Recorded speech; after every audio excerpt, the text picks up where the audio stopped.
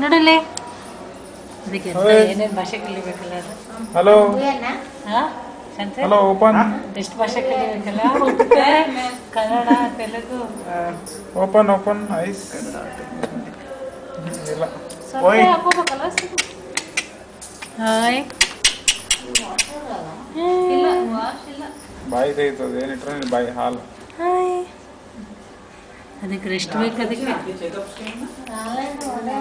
ఒకసారి ఆడ 14 రూమ్ దగ్గర పోయాడు. రూమ్ నెంబర్ 14 మేడం వచ్చింది అని అనుకో.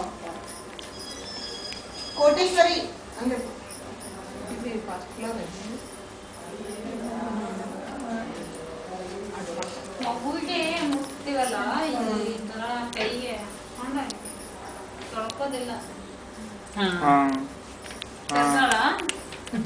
ಅದಕ್ಕೆ ಕಣ್ಣು ಕಾಣಿಸಲ್ಲ.